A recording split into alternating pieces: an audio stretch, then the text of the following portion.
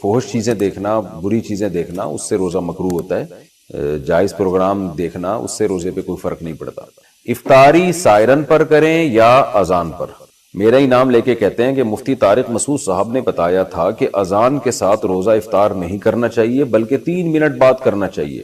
لیکن یہاں پنجاب میں اذان سے پہلے افطاری کے لیے سائرن بجتے ہیں اور اس کے لیے 1 یا 2 منٹ اور اس کے 1 یا 2 منٹ بعد اذان شروع ہوتی ہے، اور یہاں سائرن کے ساتھ ہی روزہ افطار کرتے ہیں، تو ہم کیا کریں؟ ابیہا فاطمہ، دیکھیں بخاری مسلم کی حدیث ہے، رسول اللہ صلی اللہ علیہ وسلم نے فرمایا، حدیث کا مفہوم ہے کہ جب سورج غروب ہو جائے تو افطار کرنے کا ٹائم شروع ہو جاتا ہے. سورج غروب، تو اس سے پتہ چلتا ہے اس کا مدار اذان پر یا سائرن پر نہیں ہے بلکہ سورج غروب ہونے پر ہے. اب سورج غروب ہونے کا کیسے پتہ چلے گا؟ یا تو آپ اپنے مکان کی چھت پہ کھڑے ہو کر دیکھیں کہ بھئی سورج غروب ہو رہا ہے کہ نہیں ہو رہا. 100% جب یقین ہو جائے کہ غروب ہو چکا ہے، شک ہو پھر نہیں، یقین ہو کہ غروب ہو گیا تو آپ افطار کر لیں. اور ایک طریقہ یہ ہوتا ہے کہ اس تکلف کے بجائے آج کل نقشے ملتے ہیں، گوگل پہ بھی پتہ چل جاتا ہے کہ آپ جس علاقے میں ہیں وہاں غروب آفتاب کا ٹائم کیا ہے، سورج غروب ہونے کا ٹائم کیا ہے. کراچی کا الگ ٹائم ہے، لاہور کا الگ ہے، مختلف جگہوں کا الگ ہے. تو جو ٹائم غروب آفتاب کا لکھا ہوا ہو اس سے کم 2 منٹ کے بعد روزہ افطار کریں، کم سے کم. وجہ اس کی یہ ہے کہ یہ جو ٹائم نقشوں میں لکھا ہوتا ہے یہ 100% یقینی نہیں ہوتا. خوب سمجھ لیں، جب جیسے لکھا ہے نا، فار ایگزامپل کراچی میں آج کا ٹائم جو لکھا ہوا ہے وہ ہے 6:50، فار ایگزامپل شاید 51 ہو یا 49 ہو، مجھے پوری طرح یاد نہیں ہے. 6:50 لکھا ہوا ہے، تو آخری درجے کی احتیاط یہ ہے کہ 6:52 پہ یعنی 50 لکھا ہوا ہے تو 52 پہ آپ افطار کریں، کیونکہ 6:50 یہ اس میں 100% کیلکولیشن صحیح نہیں ہوتی ہے. بعض دفعہ 1 منٹ بعد سورج غروب ہو رہا ہوتا ہے، تو آپ 2 منٹ کی کم سے کم، بعض علماء تو کہتے ہیں 3 منٹ احتیاط، لیکن چلیں آپ 2 منٹ بھی احتیاط کر لیں. میں تو ویسے 3 منٹ کرتا ہوں. 6:50 اگر لکھا ہے تو 6:53 پہ افطار کرتا ہوں میں، یعنی 2 منٹ بھی احتیاط جبھی ہوگی نا جب 53 پہ آپ کریں گے. 50 لکھا ہوا ہے تو آپ 53 پہ افطار کریں اور آپ کی گھڑی بھی صحیح ہو. تو اسٹینڈرڈ ٹائم کے مطابق اپنی گھڑیوں کو صحیح کریں، اور 6:50 لکھا ہوا ہے تو 6:53 جیسے ہی ہوتے ہیں آپ فوراً افطار کر لیں. یہ احتیاط والا طریقہ ہے. تو اذان اگر اس احتیاط کے ساتھ ہوتی ہے تو پھر اذان پر افطار کریں. سائرن اگر بجایا جاتا ہے اس احتیاط کے ساتھ تو سائرن پر اعتماد کریں. لیکن آج کل میں نے دیکھا ہے لوگ احتیاط نہیں کرتے، اذانیں ٹائم سے پہلے بھی بعض مسجدوں میں دے دی جاتی ہیں. بعض لوگوں کا مسلک یہ ہے کہ سورج ابھی پورا غروب نہیں ہو تو بھی روزہ افطار جائز ہے، تو اپنے مسلک کو سارے سب پہ تھوپ دیتے ہیں وہ، اور اذان دے دیتے ہیں پہلے. لوگوں کے روزے خراب ہو جاتے ہیں اس سے، لوگ سمجھتے ہیں کہ افطار کا ٹائم ہو گیا ہے. تو اگر آپ کو اپنی مسجد کے مؤذن پر اعتماد ہے، اس کو بتایا ہوا ہے آپ نے اور آپ اس پر اعتماد کرتے ہیں اور اس کو یہ سارے مسائل معلوم ہیں، اس کو پتا ہے 6:50 اگر لکھا ہے تو 53 ہوتے ہی اذان دینی ہے، تو پھر تو آپ اذان پر افطار کریں. لیکن مؤذن کا پتہ نہیں ہوتا، بعض دفعہ وہ جلدی دے دیتے ہیں، بعض دفعہ ٹائم ہو جاتا ہے پھر بہت بعد میں جا کے دے رہے ہوتے ہیں. تو اس لیے بہتر طریقہ یہی ہے کہ آج کل تو موبائل میں اپلیکیشن ڈاؤن لوڈ ہو جاتی ہیں، اس میں سحر و افطار کے ٹائم لکھے ہوئے ہوتے ہیں، تو گھر میں کوئی کیلنڈر لے کے لگا لیں اور اس کے مطابق افطار کیا کریں. جو غروب آفتاب کا ٹائم ہے اس کے کم سے کم 2 منٹ کے بعد، یعنی 50 لکھا ہوا ہے اس پہ 6:50 لکھا ہے تو 6:53 پہ 6:53 ہوتے ہی آپ افطار کر لیں. افطاری کے لیے اندھیرے کا انتظار کرنا. بعض حضرات حدیث کا حوالہ دے کر کہتے ہیں کہ رسول اللہ صلی اللہ علیہ وسلم نے غروب شمس کے بعد جب تک اچھی طرح رات نہیں ہو گئی افطار نہیں فرمایا، اور قرآن مجید میں بھی لیل رات تک روزہ رکھنے کا حکم ہے. اس بارے میں وضاحت فرما دیں. محمد حسین جدہ سے نبی صلی اللہ علیہ وسلم نے فرمایا میری امت اس وقت تک خیر میں رہے گی جب تک افطاری میں، حدیث کا مفہوم ہے، ستارے نکلنے کا انتظار نہ کرے، یعنی بہت تاخیر نہ کرے.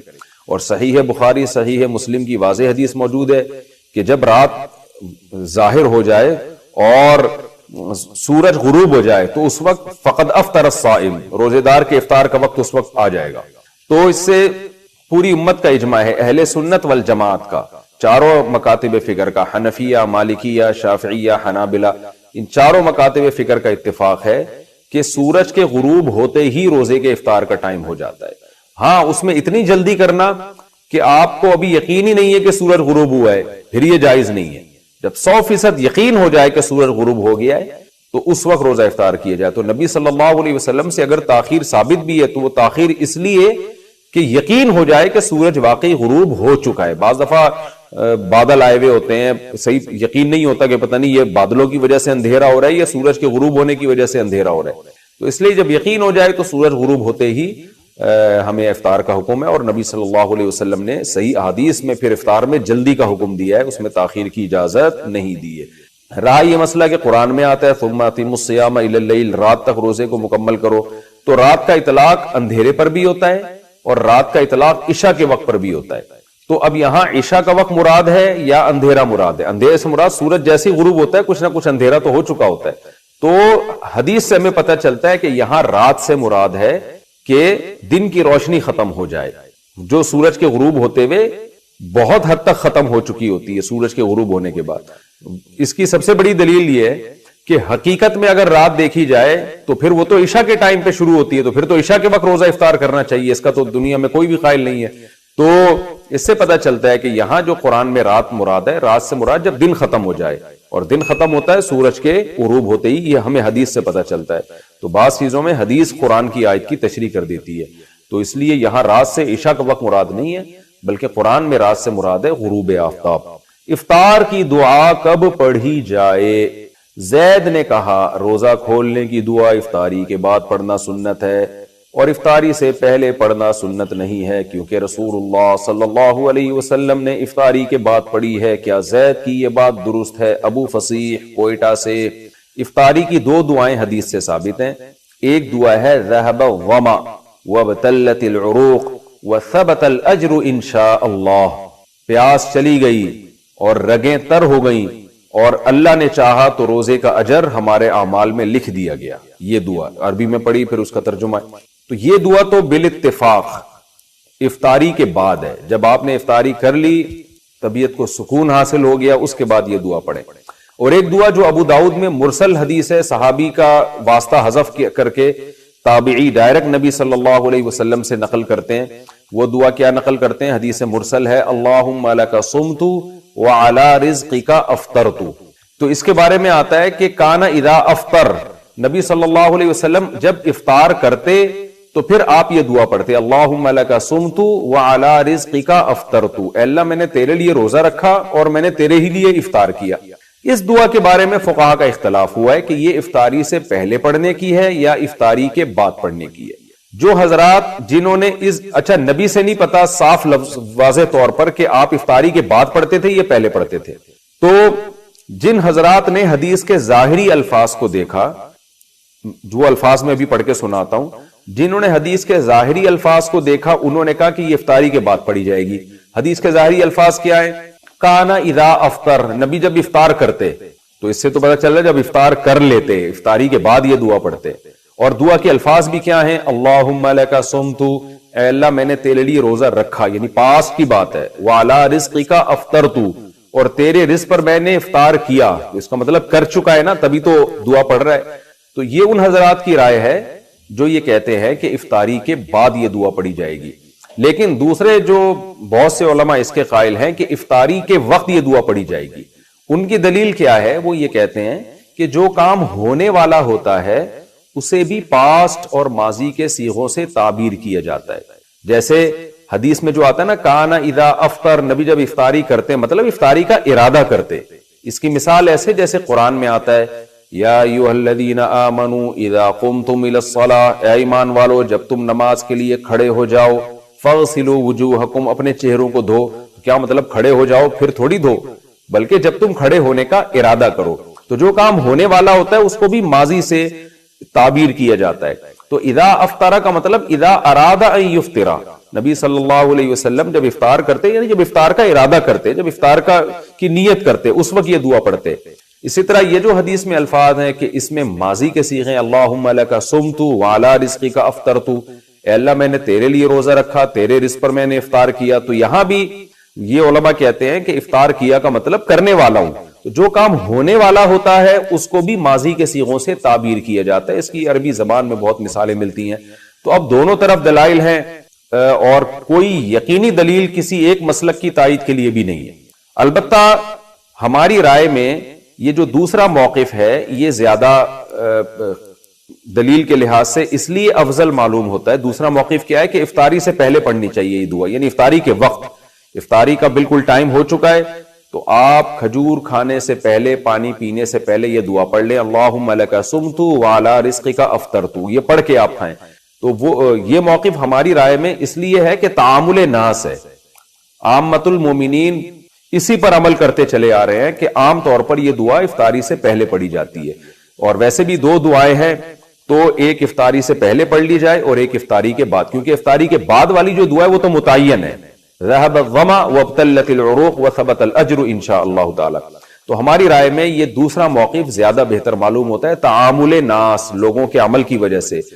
شریعت میں جو ہے نا اتفاق، اتحاد، ما رآہ المؤمنون حسنا فهو عند اللہ حسن. عبداللہ بن مسعود کا قول ہے کہ جس چیز کو مسلمان اچھا سمجھتے ہوں اللہ کی نظر میں بھی وہ اچھی ہوتی ہے. تو 1.5 اینٹ کی الگ سے مسجد نہیں بنانی چاہیے، جب جس پر سب عمل کر رہے ہیں تو اسی پر عمل کی جائے، جبکہ اس پہ دلیل بھی قائم ہو. تو بہرحال دونوں طرف دلائل ہیں، کسی ایک موقف پر سختی کرنا، دوسرے کو برا بھلا کہنا یہ درست نہیں ہے. اگر کوئی وہ والا موقف اختیار کرتا ہے کہ نہیں جی افطاری کے بعد ہی یہ دعا پڑھنی چاہیے تو بھی ٹھیک ہے، تو بھی کوئی حرج نہیں ہے، تو کوئی حرج نہیں ہے اس میں. تو ہماری رائے یہ ہے کہ بہتر ہے کہ پہلے پڑھ لی جائے اور دوسری والی دعا افطاری کے بعد پڑھی جائے. بیماری میں روزہ چھوڑنے کے لیے ڈاکٹر کی ہدایت ضروری ہے. کسی شخص کی طبیعت خراب ہونے کی وجہ سے وہ روزہ نہ رکھے تو علماء بتاتے ہیں کہ کوئی دیندار اور ماہر ڈاکٹر کے کہنے پر چھوڑ سکتا ہے. لیکن اگر کسی کے پاس ڈاکٹر کو بتانے کی فیس ہی نہ ہو تو وہ کیا کرے؟ کیا اپنی رائے کی بنا پر طبیعت خراب ہونے کی وجہ سے روزہ چھوڑ سکتا ہے؟ محمد سعادت خان انڈیا سے. دیکھیں، ایک آدمی کو اپنے بارے میں غالب گمان ہے، وہم نہیں ہے، غالب گمان ہے کہ میں نے روزہ رکھا تو میری طبیعت خراب ہوگی. بعض دفعہ پیشنٹ کو تجربوں سے پتہ چل جاتا ہے، جیسے شوگر کے مریض کو بار بار ڈاکٹروں کے پاس جانے کی ضرورت نہیں ہوتی. شوگر کے پیشنٹ کو پتا ہوتا ہے کہ میری طبیعت کب خراب ہوگی اور کب مجھے چینی کھانی ہے اور کب مجھے چینی سے اوائڈ کرنا ہے. اس کو اپنے تجربے سے بھی اگر اندازہ ہو گیا تو پھر اس کو ڈاکٹر کے پاس جانے کی ضرورت نہیں ہے، خود فیصلہ کر سکتا ہے.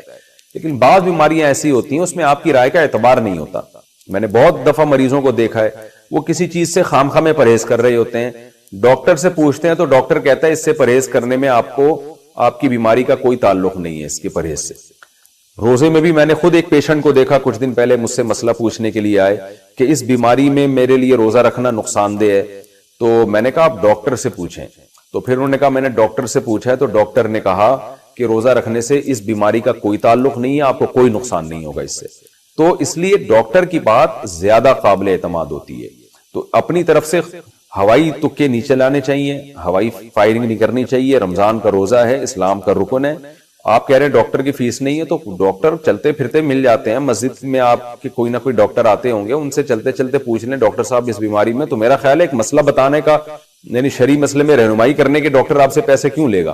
پھر بھی اگر کسی کے لیے ممکن نہیں ہے تو پھر وہ غالب گمان پر عمل کر سکتا ہے کہ اس کو اگر غالب گمان ہے اپنے بارے میں کہ واقعی میں روزہ رکھوں گا تو میری صحت کو، یعنی میری بیماری بڑھ سکتی ہے، بیماری جو ہے بڑھ سکتی ہے یا میں بیمار ہو سکتا ہوں، تو اپنے تجارب سے کسی کو اندازہ ہو گیا ہو تو بھی اس کو روزہ چھوڑنے کی اجازت ہے.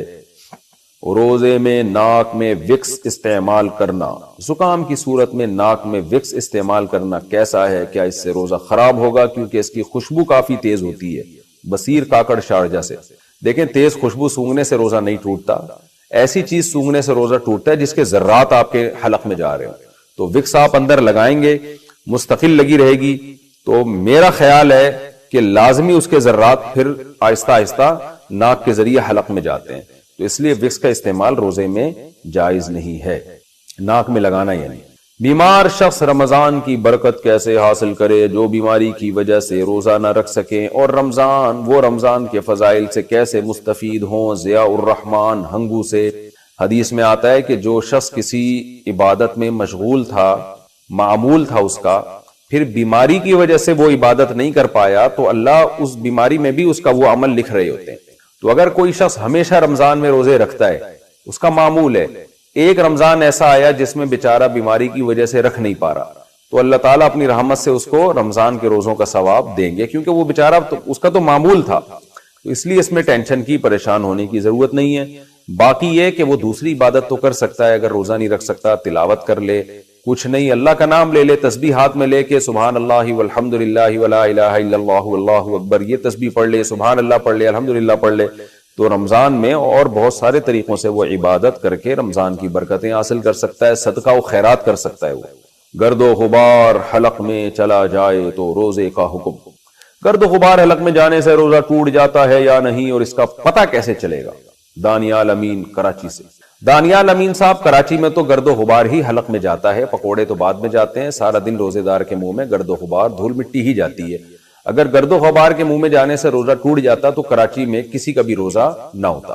تو ہاں، جان بوجھ کر گرد پیٹ میں نہ لے کے جائیں کہ مٹی میں جا جا کے اس کو سونگ رہے ہیں تاکہ گرد اندر جائے، اس عمل سے تو روزہ ٹوٹے گا۔ لیکن نارملی چلتے پھرتے جو ہوائیں چلتی ہیں اور مٹیاں اڑ اڑ کے آپ کے ناک میں حلق میں جاتی ہیں تو اس کے جانے سے روزہ نہیں ٹوٹتا، چاہے آپ کو جاتے ہوئے محسوس بھی ہو جائے پھر بھی نہیں ٹوٹتا، جان کرنا لے کے جائیں آپ۔ روزے میں بار بار کلی کرنا، روزے میں بار بار کلی کرنا تاکہ حلق گیلا رہے، کیا یہ صحیح ہے؟ ابو سلطان سعودی عرب سے۔ حلق گیلا کرنے کے لیے تو غرارہ کرنا پڑتا ہے، وہ روزے میں جائز نہیں ہے، لیکن کلی کرنا جائز ہے، چاہے تاکہ جو ہے پیاس کی شدت میں کمی ہو جائے، تو اس نیت سے آپ بار بار کلی کر سکتے ہیں، کوئی حرج نہیں ہے۔ روزے میں کھانا بناتے ہوئے نمک چکھنا، کیا روزے کی حالت میں کھانا بناتے ہوئے نمک یا مرچ چکھ سکتے ہیں جبکہ فوری طور پر کلی کر لی جائے؟ ام طلحہ UK سے۔ مکروہ عمل ہے، ناپسندیدہ عمل ہے، لیکن اگر کھانے کے خراب ہونے کا، بیڑا غرق ہونے کا خطرہ ہے کہ میاں صاحب کو غصہ آ جائے گا، ان کا میٹر گھوم جائے گا، بچے پلیٹیں اٹھا اٹھا کے پھینکنا شروع کر دیں گے، امی یہ کیا کر دیا آپ نے، حلوہ ایسا بنایا اس میں تو چینی نہیں ہے، چینی کی بجائے نمک ڈال دیا آپ نے، یا نمک بہت کم ڈال دیا جاتا ہے تو بھی ذائقہ خراب ہو جاتا ہے، بعض دفعہ کھانے میں نمک تیز پڑ جاتا ہے اور میاں صاحب بلڈ پریشر کے مریض ہیں، کھا کے ان کی کھوپڑی اور ان کی سیٹنگ آؤٹ ہو گئی، سارا افطاری کا ہی بیڑا غرق کر دیا انہوں نے۔ ایسا خطرہ اگر موجود ہو تو پھر خاتون نمک چکھ سکتی ہیں، تو کھانا پکاتے ہوئے تھوڑا سا منہ پہ زبان پہ رکھ کے فوراً تھوک دیں اور اچھی طرح کلی کر لیں، تو اس کی گنجائش ہے۔ روزے میں شوگر ٹیسٹ کرنا، کیا روزے میں شوگر ٹیسٹ کر سکتے ہیں؟ نیز کیا کسی کو مجبوری کی حالت میں خون دے سکتے ہیں؟ عیشا قریشی، جی ہاں، شوگر بھی ٹیسٹ کر سکتے ہیں اور خون بھی دے سکتے ہیں، روزہ اس سے نہیں ٹوٹتا، خون دے بھی سکتے ہیں، خون لے بھی سکتے ہیں۔ روزے میں ڈرپ لگوانا، اگر کوئی بیمار ہو جیسے ٹائیفائڈ، جس کا کورس یہ ہوتا ہے کہ روزانہ صبح و شام ایک ایک ڈرپ لگانی پڑتی ہے، تو کیا روزے کی حالت میں ڈرپ لگائی جا سکتی ہے؟ یاسر، جی ہاں لگائی جا سکتی ہے یاسر صاحب۔ روزے میں دوران غسل ناک میں کتنا پانی پہنچائیں؟ ایک عالم نے فرمایا کہ غسل واجب ہو تو روزے میں بھی ناک کی نرم ہڈی تک پانی پہنچانا فرض ہے، اور ایک عالم نے کہا کہ روزے میں پانی ناک کی نرم ہڈی تک نہ پہنچانا مسنون ہے۔ تو اس میں صحیح طریقہ کیا ہے؟ ناک کی نرم ہڈی تک تو پانی پہنچانا لازمی ہے نا، تو چاہے روزہ ہو یا نہ ہو، جب غسل فرض ہے آپ پر تو ہلکا سا پانی کو اندر لے کے جائیں، وہ ناک کی نرم ہڈی تک آرام سے پہنچ جاتا ہے، بہت زیادہ زور نہ لگائیں، وہمی لوگ زور لگا لگا کے دماغ میں پانی پہنچا دیتے ہیں، تو ہلکا سا بس کھینچ لیں، اس سے آرام سے پانی پہنچ جاتا ہے، وہم نہ کریں اس میں۔ روزہ رکھنے کی دعا کا حکم، روزہ رکھنے کی جو دعا مشہور ہے وہ بِصَوْمِ غَدٍ نَوَيْتُ مِنْ شَهْرِ رمضان، کیا یہ دعا حدیث سے ثابت ہے؟ حمید خان، نہیں جی حدیث سے ثابت نہیں ہے، بس دل میں اتنی نیت کافی ہے کہ میں روزہ رکھ رہا ہوں۔ استحاضہ میں روزے اور نماز کا حکم، حیض کی کم سے کم مدت 3 دن 3 رات ہے اور زیادہ سے زیادہ مدت 10 دن 10 رات ہے، اس مدت میں روزہ نہیں رکھتے۔ اب اگر کسی کو 10 دن سے زیادہ بلیڈنگ ہو، خون آئے، تو اس صورت میں روزہ اور نماز کا کیا حکم ہے؟ محمد حسین کشمیر سے۔ کسی خاتون کو اگر 10 دن سے بھی زیادہ بلیڈنگ ہو رہی ہے تو وہ روزہ بھی رکھیں گی اور نماز بھی پڑھیں گی، کیونکہ حیض 10 دن سے زیادہ نہیں ہو سکتا۔ تو روزے کا تو حکم یہی ہے کہ 10 دنوں کے بعد وہ روزہ رکھنا شروع کر دیں گی، اور تمام روزوں کی قضا تو انہوں نے جو حیض کی حالت میں چھوٹے ہیں وہ تو ویسے ہی عید کے بعد کرنی ہے۔ نماز میں یہ ہوتا ہے کہ جو حیض کے ایام میں عورت کی نمازیں چھوٹی ہیں وہ اس پر لازم نہیں ہوتی، تو اس میں یہ کرنا ہے کہ کسی خاتون کو مثال کے طور پر پچھلے مہینے 6 دن بلیڈنگ ہوئی، 6 دن خون آیا، تو اگلے مہینے اب رمضان آ گیا ہے، اس کو 6 دن خون آیا تو ٹھیک ہے، 6 دن تو نماز بھی نہیں، روزہ بھی نہیں۔ 7ویں دن بھی خون آیا تو صبر کریں گی وہ خاتون، 8ویں دن بھی خون آیا، 9ویں دن بھی خون آیا، اور 10 دن کمپلیٹ ہونے سے پہلے خون بند ہو گیا، تو اس کا مطلب یہ ہے کہ اب ان کو 9 दिन से ज्यादा खून आया है और 10 दिन से कम आया है तो यही सारे दिन हैज के शुमार होंगे और इनको अब नमाज कज़ा करने की जरूरत नहीं है। लेकिन अगर किसी खातून को पिछले महीने फॉर एग्जाम्पल मिसाल के तौर पर 6 दिन खून आया, अगले महीने 6 दिन से ज्यादा आते आते इतना आ गया कि 10 दिन से भी क्रॉस हो गया, तो 10 दिन से जब क्रॉस होगा तो ये इसकी अलामत होगी कि भाई ये हैज का खून नहीं है, ये इस्तिहाजे का खून है। और ऐसे मौके पे फिर ये देखा जाएगा पिछले महीने कितने दिन खून आया था। पिछले महीने चूंकि 6 दिन खून आया था तो 6 दिन हैज के समझे जाएंगे और 6 दिन से ऊपर जितने दिन हैं वो इस्तिहाजा की समझे जाएंगे, पाकी के दिन समझे जाएंगे। लिहाजा उसमें जो नमाजें इन्होंने छोड़ी थी उनकी कज़ा करनी पड़ेगी इनको। खूब समझ लें ये मसला कि 10 दिन से जब ज्यादा लंबा खून आता है तो फिर ये देखा जाता है पिछले महीने कितने दिन खून आया था, पिछले महीने जितने दिन खून आया था वो हैज, उससे ज्यादा पाकी के और इस्तिहाजा की अय्याम। और अगर 10 दिन से पहले पहले खून बंद हो जाए तो सारे दिन हैज के शुमार होते हैं। फिर तस्हीले बहश्ती जेवर एक किताब है हजरत मौलाना शरफ अली थानवी रहमतुल्लाह अलैह की, जामिअतुर रशीद वालों ने आसान करके छापा है उसको। वो किताब हर घर की जरूरत है, उसमें खवातीन हैज व निफास के मसाइल पढ़ें और मर्दों के मसाइल भी हैं, खवातीन के मसाइल भी हैं। पहले वो बहुत मुश्किल थी, अब बहुत आसान करके छापी है। उसमें ये तमाम मसाइल आपको पता चल जाएंगे। आजकल हमारी खवातीन को बिल्कुल भी हैज व निफास के मसाइल नहीं पता होते, नमाजें जाया होती हैं, रोजे जाया होते हैं, बड़े मसाइल होते हैं इसमें। असर के बाद तहियतुल मस्जिद पढ़ना, हम इफ्तारी के लिए रोजाना असर के बाद मस्जिद जाते हैं तो क्या असर के बाद तहियतुल मस्जिद पढ़ने की इजाजत है? जुवेरिया खान जर्मनी से। बाज फुक़हा इसकी कायल हैं, वो कहते हैं हदीस में आता है जब मस्जिद में दाखिल हो तो 2 रकत पढ़ो, तो वो कहते हैं इसमें तो कोई नबी ने फर्क नहीं किया कि मकरू वक्त हो या ना हो। लेकिन इमाम अबू हनीफा और फुक़हा हनफिया कहते हैं कि मकरू वक्त में चूंकि नमाजें पढ़ना मना है, तो ये जो हदीस में आता है जब मस्जिद में दाखिल हो तो 2 रकत पढ़ो, तो मकरू वक्त के अलावा मुराद है इससे। वो तो ऑटोमेटिकली वो तो एक आम उसूल नबी ने ज़ाब्ता बयान कर दिया कि मकरू वक्त में नमाज जायज नहीं है, तो इसलिए उसको अलग से मुस्तस्ना नहीं किया। तो अगर आप फ़िक़्ह हनफी को फॉलो करती हैं, उर्दू स्पीकिंग ज्यादातर 99.9% फ़िक़्ह हनफी को ही फॉलो करते हैं, तो फिर आप ये नमाज ना पढ़ें। एक फ़िक़्ह को फॉलो करना चाहिए, दूसरे पर एतराज नहीं करना चाहिए। यही तरीका इस्लाम पर, शरीयत पर चलने के लिए सबसे बेहतर है। और अगर आप इख्तलाफात की भेंट चढ़ेंगे और बस मैं ही सही हूं दूसरे गलत हैं, तो फिर ख़वारियत फैलेगी।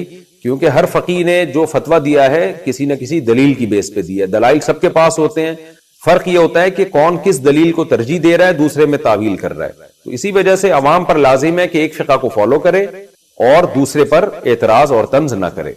ना ऐसा करे कि बात बात पे एक जिस फ़िक़्ह को फॉलो करने उसको छोड़ दिया जाए, इससे भी बड़ी बेबरकती होती है, इससे ख्वाहिशात नफ्स का दरवाजा खुलता है। तो आप ये काम ना करें, असर के बाद आप तहियतुल मस्जिद ना पढ़ें। उल्टी से रोजा टूटने का हुक्म, उल्टी आई और निगल ली तो क्या रोजा टूट जाएगा? तलहा साहब कराची से, अगर उल्टी मुंह भर के आई है, मुंह भर के उल्टी का मतलब ये होता है इतनी ज्यादा उल्टी थी कि मुंह में उसको रोकना मुश्किल हो गया आपके लिए, तो फिर ऐसी उल्टी को निगलने से रोजा टूट जाता है। अदरवाइज थोड़ी सी उल्टी को निगलने से रोजा नहीं टूटता। क्या तरावी के बगैर रोजे सही होंगे? पूरे रमजान की तरावी नहीं पड़ी और तमाम रोजे रख लिए तो क्या रोजे सही हुए या नहीं? सलीम नसीम, देखें तरावी अगर कोई ना भी पढ़े तो रोजे उसके बहरहाल सही हो जाते हैं, रोजों पे फर्क नहीं पड़ता। लेकिन तरावी सुन्नत मुअक्कदा है, काबिल मलामत है वो शख्स जो तरावी की नमाज नहीं पढ़ता, तो इसलिए तरावी भी पढ़नी चाहिए। कभी बहुत थकावट हो, नहीं पढ़ी जा रही तो ठीक है, कम कर दें, मुख्तसर कर दें। वैसे सुन्नत मुअक्कदा 20 रकतें ही हैं, इस पे चारों इमामों का इत्तिफाक है। हजरत उमर रज़ी अल्लाह ताला अन्हु से 20 रकतें साबित हैं और शुरू में असलाफ में हमें 16 रकतें भी मिलती हैं, 20 से ज्यादा भी मिलती हैं। लेकिन बाद में जब तहकीक होती चली गई तो चारों इमाम इस पर मुत्तफिक हो गए कि कम से कम तरावी की रकतें 20 हैं। इमाम अहमद बिन हंबल का भी यही फतवा है जो इमाम बुखारी के उस्ताद हैं, कि इमाम तिरमिजी ने जो उनका नकल किया फतवा, उसको तो ये नकल किया कि 20 और 16 में इख्तियार है उसको, 8 का तो कहीं भी नहीं मिलता, हमें किसी असलाफ से नहीं मिलता किसी सही हदीस से कि 8 रकत पड़ी हो। मुवत्ता इमाम मालिक की जो एक 8 रकत वाली हदीस है उसको खुद इमाम मालिक नहीं मानते, तो वो मुस्तरब हदीस होने की वजह से वो ज़ईफ हदीस है। तो मुवत्ता इमाम मालिक में भी 20 रकतों का तस्करा है और भी हमें बहुत सारी रिवायात में ज्यादातर में 20 रकतों का तस्करा ही मिलता है। इसलिए उम्मत का इस पर इजमा हो चुका है कि 20 रकतें। ये इजमा होने के बाद फिर इख्तलाफ पैदा किया है 20 से कम, बाज लोगों ने फतवा दिया कि 20 से कम। तो जब एक दफा किसी मसले पर इजमा हो जाता है تو وہ قطعی چیز بن جاتی ہے، پھر اس میں اختلاف جائز نہیں ہوتا، کیونکہ صحیح حدیث سے یہ بات ثابت ہے کہ امت گمراہی پہ کبھی بھی جمع نہیں ہو سکتی۔ تو اس لیے آپ 20 رکعت تراویح پڑھا کریں، لیکن اگر آپ نہیں پڑھتے تو روزہ بہرحال آپ کا ہو جائے گا، لیکن روزے کی اہمیت تراویح سے کروڑہ گنا زیادہ ہے، کیونکہ روزہ تو بہرحال اسلام کا ایک رکن ہے۔ ایسا نہ ہو کہ تراویح نہ پڑھنے سے روزہ بھی چھوڑ دیں آپ۔ روزے میں ماؤتھ واش کا استعمال، کیا روزے کی حالت میں ماؤتھ واش سے کلی کر سکتے ہیں؟ طفیل صاحب دبئی سے، جی ہاں کر سکتے ہیں۔ کلی کرنے کے بعد پھر سادہ پانی سے بھی کلی کر لیں تاکہ اس کے ذرات منہ سے بالکل ختم ہو جائیں۔ ویسے یہ جو میڈیکلی چیزیں ہوتی ہیں نا، اپنی آہستہ آہستہ ان سے جان چھڑائیں۔ میں نے سنا ہے کہ ماؤتھ واش میں بھی اینٹی بائیوٹک ہے ایک طرح کی، تو اینٹی بائیوٹک جب آپ زیادہ استعمال کرتے ہیں تو آپ کے منہ کے جو نقصان دہ جراثیم ہے وہ اس کو بھی مارتی ہے، فائدہ مند جراثیم کو بھی مارتی ہے۔ بہرحال کوئی مستند 100% مستند بات نہیں ہے، آپ اس کی اپنے طور پر مزید تحقیق کر لیں۔ نیم کی مسواک کیا کریں، بہترین چیز ہے۔ تو اپنے آپ کو جتنا مصنوعی چیزوں سے دور رکھیں گے اچھا ہوگا۔ آج کل دانتوں کی بیماریاں دیکھیں کتنی ہو گئی، حالانکہ ایک سے ایک ٹوتھ پیسٹ ایجاد ہو گیا، مگر ہر دوسرے آدمی کے دانت خراب ہو رہے ہیں۔ تو سیدھا سیدھا آپ یہ کیا کریں کہ مسواک کریں، اس کی عادت ڈالیں، ماؤتھ واش کی آپ کو ضرورت ہی نہیں رہے گی کبھی۔ بہرحال استعمال کرنے سے روزہ نہیں ٹوٹتا، بعد میں کلی کر لیں۔ کیا نکسیر سے روزہ ٹوٹ جاتا ہے؟ کیا نکسیر آنے سے روزہ ٹوٹ جاتا ہے؟ ساجد کراچی سے، نہیں جی روزہ نہیں ٹوٹتا۔ روزے میں سر پر تیل لگانا، کیا سر پر تیل لگانے سے روزے میں کوئی فرق تو نہیں پڑتا؟ یہ لکھا راؤ ولی خان دبئی سے، نہیں جی سر پر تیل لگانے سے روزہ نہیں ٹوٹتا، تیل پینے سے روزہ ٹوٹے گا۔ سر پہ آپ جتنی بھی مالش کریں روزہ نہیں ٹوٹے گا، بلکہ ہو سکتا ہے آپ کے بال اگنا شروع ہو جائے۔ بغیر سحری کے روزے کا حکم، سمیع خان نے پوچھا ہے کہ جی بغیر سحری کے روزہ رکھ لیا تو روزہ ہو جائے گا؟ جی ہاں جی، روزے کے لیے سحری ضروری نہیں ہے، بلکہ رمضان کے روزے میں اگر سحری میں آنکھ نہ کھلے تو بھی روزہ اسی طرح فرض ہے جیسے آنکھ کھلنے کے بعد فرض ہے۔ تو روزہ چھوڑ نہیں سکتے آپ، چاہے سحری میں آنکھ کھلے یا نہ کھلے۔ ہاں سحری سنت ہے، نبی صلی اللہ علیہ وسلم نے بہت ترغیب دی اور سحری میں فرمایا کہ اس میں برکت ہے۔ سحری میں آنکھ نہیں کھلی تو بغیر نیت کے روزہ ہو جائے گا۔ اگر کوئی بغیر نیت کے سو جائے اور صبح اٹھ کر روزہ رکھ لے تو روزہ ہو جائے گا یا نہیں؟ عالم صاحب سعودی عرب سے، اگر سحری میں آنکھ نہیں کھلی تو بھی روزہ ہو جائے گا، آپ بعد میں نیت کر لیں۔ نصف النہار سے پہلے پہلے نیت کی جا سکتی ہے۔ نصف النہار کا مطلب کیا ہوتا ہے کہ جو سحری کے ختم ہونے کا ٹائم ہے وہ اور سورج غروب ہونے کا ٹائم ہے وہ، تو دیکھ لیں کتنے گھنٹے بنتے ہیں، اس کا بالکل درمیان جو ہے نا یہ نصف النہار کہلاتا ہے، یعنی آدھا روزہ کمپلیٹ ہونے سے پہلے پہلے بھی آپ روزے کی نیت کر سکتے ہیں۔ تو اور سحری اگر آنکھ نہیں کھلی روزہ چھوڑ دینا رمضان کا حرام ہے، گناہ کبیرہ ہے۔ خوب سمجھ لیں، بعض لوگ کیا کرتے ہیں سحری میں آنکھ نہیں کھلتی تو کہتے ہیں یار اب کون رکھے سارا دن روزہ، تو رکھنا پڑے گا آپ کو۔ روزہ رمضان کا چھوڑنا حرام ہے، کبیرہ گناہ ہے، سحری میں آنکھ کھلے یا نہ کھلے۔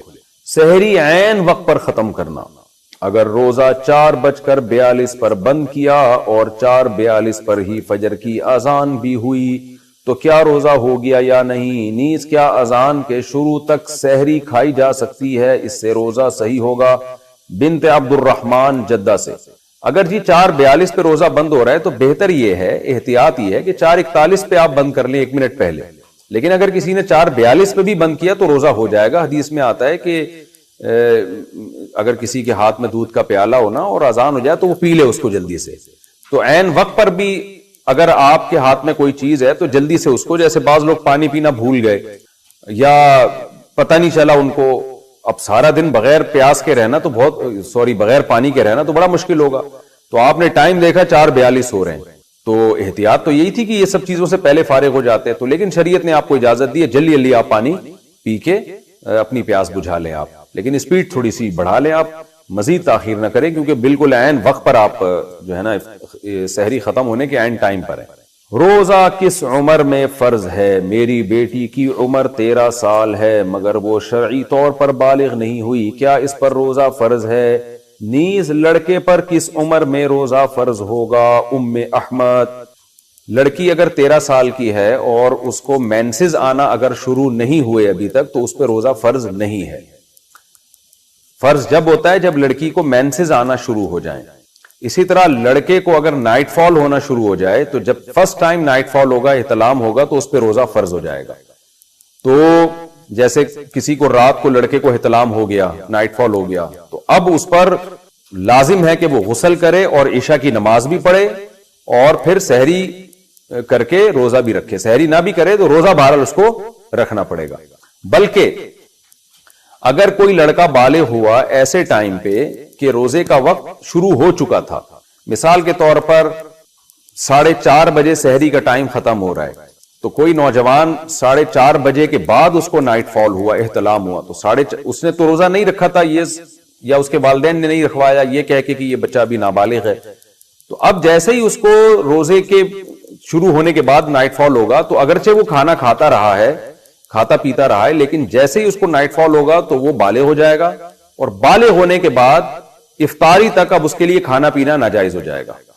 تو گو کہ اس کا روزہ نہیں ہے، لیکن پھر بھی اس کو روزے داروں کی طرح اس پر رہنا لازم ہو جائے گا. یہ بالکل ایسے ہے جیسے کوئی غیر مسلم اگر دن میں مسلمان ہوتا ہے رمضان میں، تو اگرچہ اس کا روزہ نہیں تھا، وہ کھا پی رہا تھا، لیکن جیسے اسلام قبول کرے گا تو اب اس پر لازم ہو جائے گا کہ وہ روزے داروں کی طرح رہے. وہ تو ٹھیک ہے روزہ تو نہیں ہے اس کا، لیکن روزے داروں کی طرح اس کو رہنا لازم ہو جائے گا.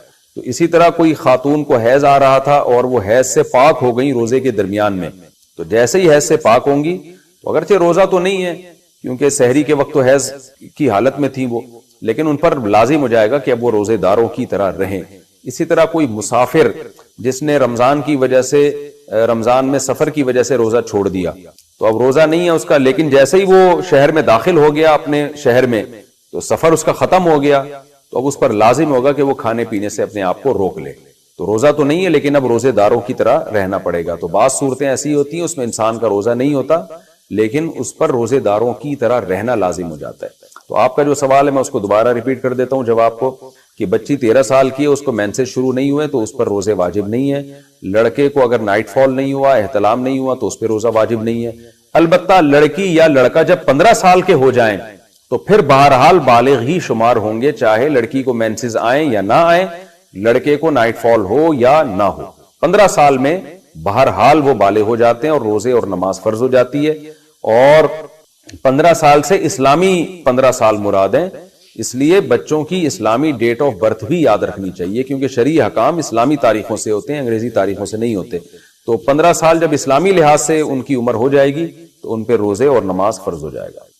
روزے میں ہجامہ کروانا، روزے کی حالت میں ہجامہ کر سکتے ہیں، نیز کیا اس سے وضو باقی رہتا ہے یا ٹوٹ جاتا ہے؟ مشہود خان کراچی سے، وضو تو بہرحال ٹوٹ جاتا ہے، روزہ نہیں ٹوٹتا. البتہ اس عمل کو ناپسند کیا گیا کیونکہ ایک حدیث میں آتا ہے افطر الحاجم والمحجوم او کما قال صلی اللہ علیہ وسلم، کہ اس سے روزہ ٹوٹ جاتا ہے. لیکن یہاں ٹوٹنے سے مراد ہے ٹوٹنے کا خطرہ ہے، ثواب میں کمی ہے، کیونکہ جب آپ روزہ رکھ کے خون نکلواتے ہیں تو ایک ویکنس ہوتی ہے، تو خطرہ ہوتا ہے کہ آپ اپنے آپ کو آزمائش میں ڈال رہے ہیں، روزہ کمپلیٹ کرنا آپ کے لیے بہت مشکل ہو جاتا ہے.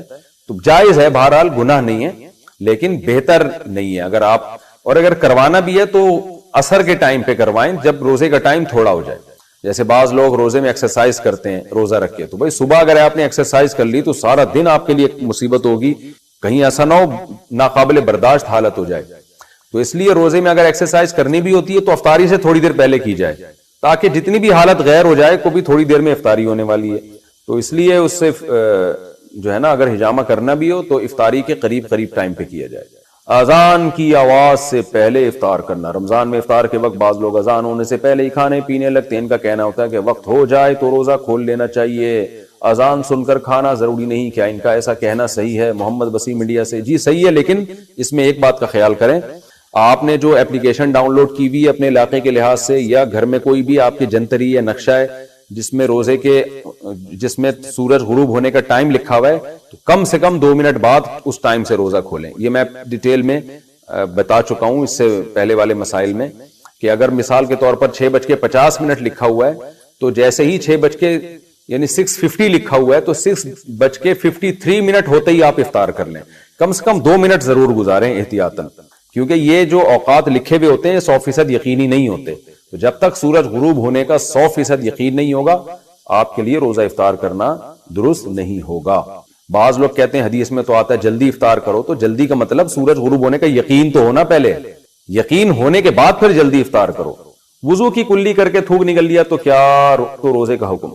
وضو کی کلی کر کے تھوک نکل گیا، جب ہم روزے کی حالت میں کلی کرتے ہیں تو زبان تر ہو جاتی ہے، اور اس حالت میں اگر تھوک نکل لیں تو کیا روزہ ٹوٹ جائے گا؟ محمد طیب ڈیرہ اسماعیل خان سے.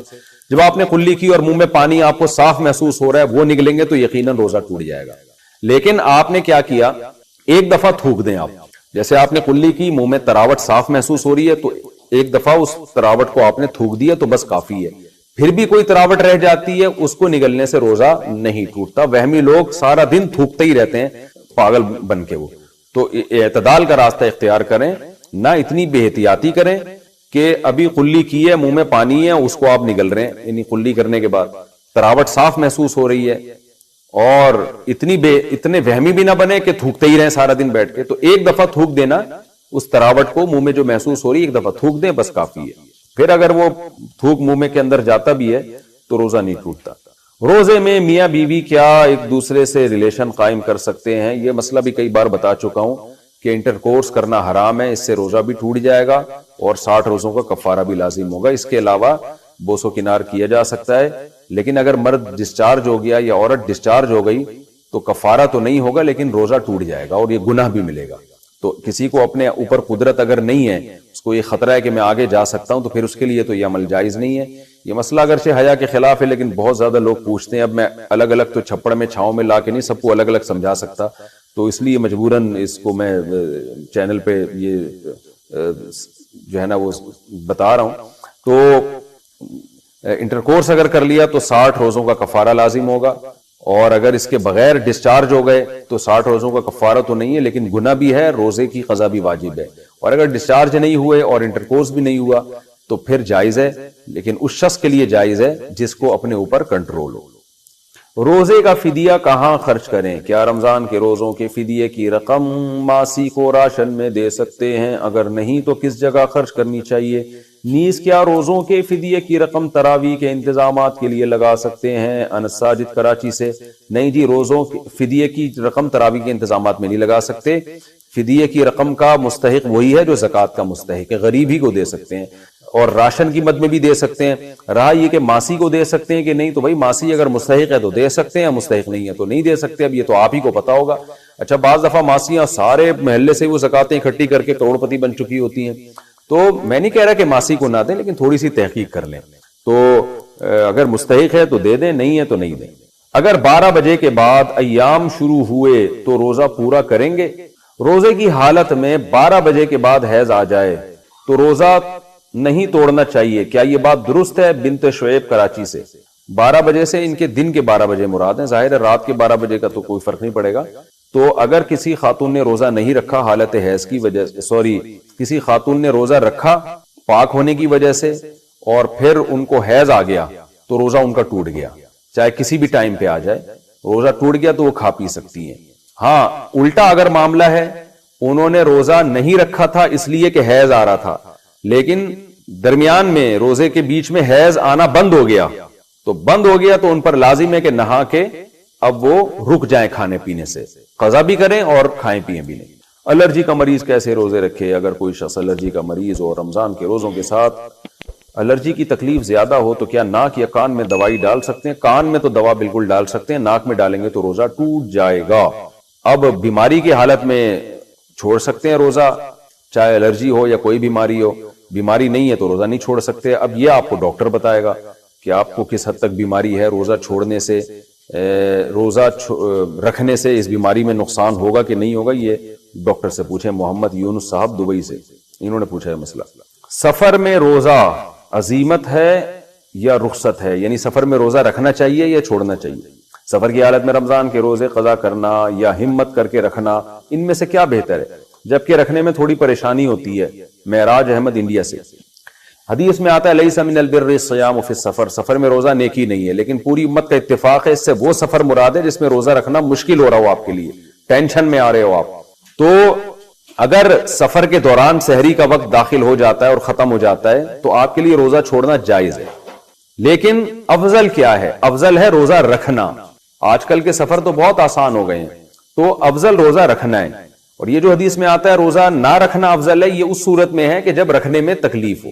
تو اگر آپ سمجھتے ہیں کہ روزہ رکھ کے بہت مشکل سفر ہو جائے گا، بعض دفعہ سفر میں فلائٹ اتنی لمبی ہوتی ہے، امریکہ سے آپ کراچی آ رہے ہیں تو 20-20 22-22 گھنٹے کے روزے ہو جاتے ہیں، تو اس صورت میں بھی اگر سحری کا وقت درمیان میں آ گیا ہے تو آپ کے لیے روزہ چھوڑنا پھر چھوڑنا زیادہ بہتر ہے، کیونکہ اللہ تعالیٰ نہیں چاہتے کہ آپ اللہ کی رخصتوں سے فائدہ نہ اٹھائیں.